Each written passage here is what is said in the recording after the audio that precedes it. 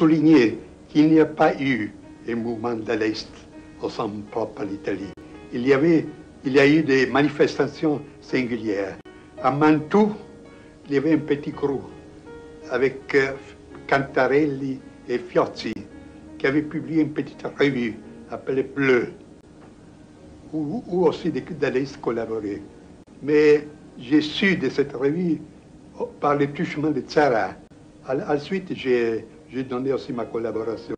Mais de cette revue ne sont parus que trois nuits. À Rome, il y avait une salle de concert très connue, dans un ancien amphithéâtre romain, appelé Augusteo.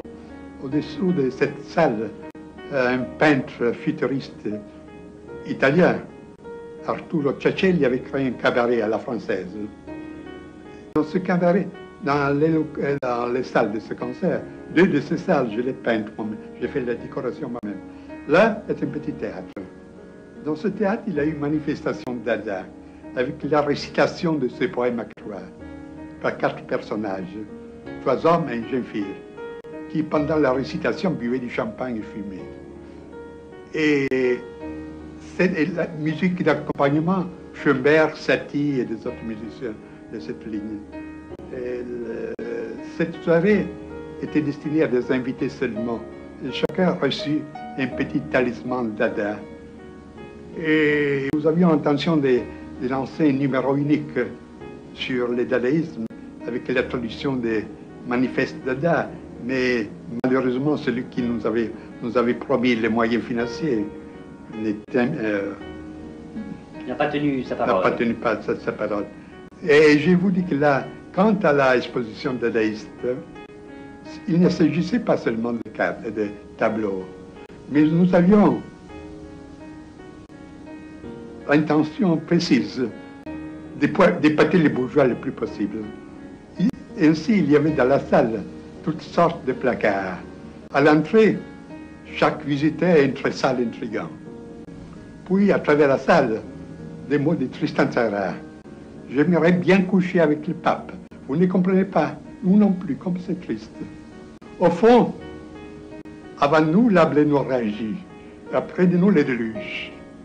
Puis, sous les tableaux, il y avait des petites écritures comme ça, par exemple, achetez ce tableau, je vous en prie, ça fait 2,50 francs.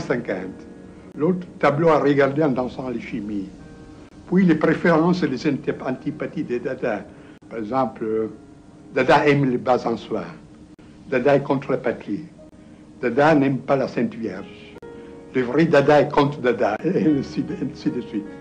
Alors, vous pensez bien que, étant donné cet penchant auquel nous tenions beaucoup, parce que pour nous, une certaine mystification, un certain euphémisme, une certaine ironie était essentielle dans le dadaïsme. Vous pouvez bien penser quel était l'accueil du public en général, qui se rendait déjà aux manifestations dadaïstes, pas pour s'intéresser à l'art, mais pour faire du tabac.